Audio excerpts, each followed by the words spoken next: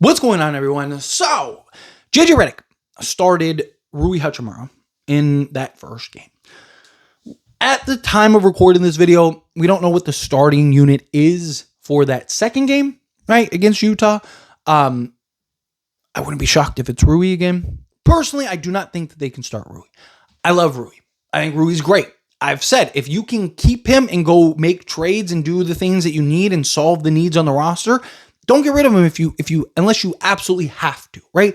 I love Rui. I think Rui is fantastic. And to his credit, he has evolved to the best of his ability to be that kind of ideal guy alongside Luka, LeBron, and Austin Reeves, right? Catch and shoot three, knock down the shot, like all of that, right? He has done a great job of adapting his game. Doesn't have the defense, though. He doesn't have the athleticism. He doesn't have the foot speed to stay in front of guys out on the perimeter. As your four, we saw, he can be great. He can do that. He is a four. I have said this for years, even when people push back. I know, again, people would try to say, but the numbers say, yeah, because he's playing the three. He's only playing the three. So you only have the three sample size right now, right? Like, so again, yes, it's like, hey, he's better at the three than he is the four because the numbers say otherwise. It's like, yeah, but when you like, if I play one game at the four and 20 games at the three, well, then I'm going to be better at the three numbers wise because I've only played the four, right? Numbers don't lie, yes, but context is important in those numbers, right? You have to understand the numbers that you're looking at, right? Rui is a four. He's always been best at the four. And, anytime LeBron missed a game and he got to play and slide over to the four, he usually had his best games. He's having the best season of his career and he played the four all season, right? It's not a coincidence. I love Rui. He needs to come off the bench. You need that defense. You need that athleticism. You need something out on the perimeter, right? And if Rui is willing to buy in and come off the bench, he said himself that he would. He said, like, hey, I don't really care. I just want the minutes. And he talked about closing. It's just, I don't know if you could close with him, right? Like, it just depends. I think you go with the hot hand.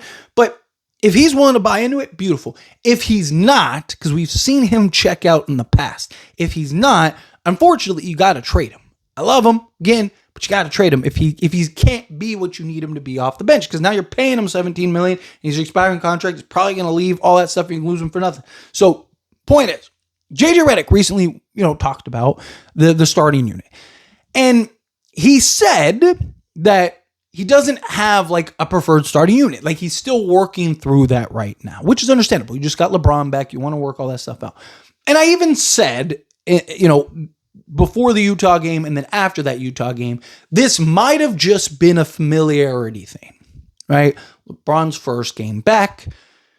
Instead of experimenting and seeing, like, how does it work with Marcus Smart or Jared Vanderbilt or whatever, right? Like, you just kind of go with Rui, right? Rui knows how to play off of LeBron. LeBron knows to look for him. It's on his mind. They played off of each other the last few years, right? It's just to put LeBron in as comfortable of a position as possible, as well as as familiar of a position as possible, right? So, okay, fine. I have no problems with that.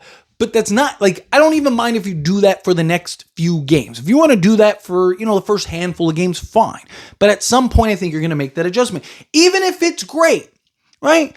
For those that remember, couple seasons ago when they first moved Rui into the starting unit, Lakers started off, I think it was like 8-0. And I was like, yeah, it's great. I love that the Lakers are 8-0. I don't know how this looks come playoff time. Because, yes, offensively, they're lighting it up. But defensively, they're terrible. And when that well dries up, right, what do you do when you can't get stops? And we've seen it the last few years, right? Lakers, when the offense is cooking, right, against Denver, they're up 20 at halftime, and then they hit that wall. And what happened? They couldn't overcome it. Right? All of a sudden, you look up, and now you lose, right? You saw it in the Minnesota game. What happens when you can't generate enough offense, and your offense isn't flowing, right, and you can't get stops?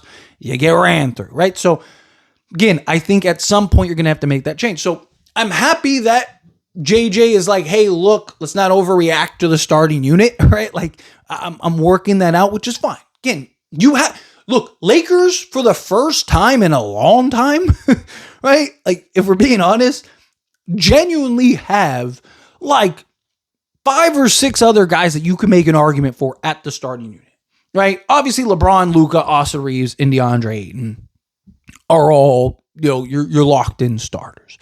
But after that, it's like you got Rui, you got Marcus Smart, you got Jared Vanderbilt. I mean, even Gabe Vincent just for his defense point of attack. And then, you could have, Luka kind of defend threes and fours and stuff like that out on the perimeter, right? I mean, you have options out. Jake LaRavia, right? Like you have, again, 5 or 6 guys that you can make an argument for to start along those other 4. So we haven't really been in that position, right? Like usually we're arguing like, okay, like if we did, like what guy should we not play, right? Like, what guy maybe we should cut this back a little bit, right? So it is a really nice position for the Lakers to be in where there is kind of these questions and challenges, right? So I'm fine with JJ kind of taking his time, throwing out different lineups, throwing out different looks, getting the data and kind of seeing, right? Like, I think I said it even before we got into these stretch of games, right?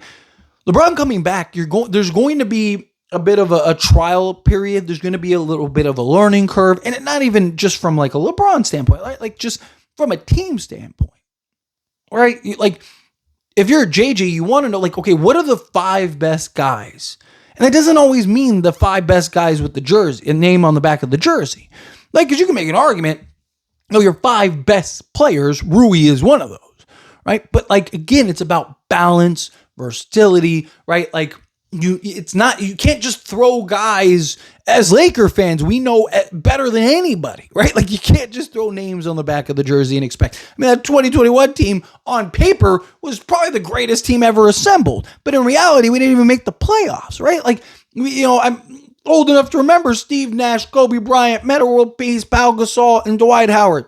Took Kobe tearing his Achilles just for us to get ran through in the playoffs by the Spurs, right? Like all of those things, like, it's not as simple as like just throwing names on the back of the jersey, right? Rui, again, I'm not saying that he's bad in that starting unit, but you have a clear need. Now, it could be, hey, we might look to trade Rui, so you don't want to bench him because we need him to play as well as possible. Like there could be several factors into it that we don't, because again, we don't know what's going on behind the scenes. But at some point, I think you're going to have to make that decision. At some point, I think you're going to have to make that call. You're going to have to get somebody else in the starting unit. And hopefully we make that adjustment, sooner rather than later. Because again, the problem is you don't want to get too comfortable. All right, Lakers start Rui, they're 8-0. It's kind of hard to go like, okay, we're going to make an adjustment. We're going to make a starting lineup change, right? Because it's like, dude, we're 8-0, right? It's kind of hard to do that, right? So, again, anyway, as always, this is a discussion. I pass the question to you. Let me know your thoughts and opinions down in the comments. That being said, if you haven't liked this video, hit that like button. Else not, so we enjoy these types of videos, and I truly appreciate it. Not subscribe channel, hit that subscribe button. Turn on the bell notifications. Appreciate y'all. See you in the next one. Thank you.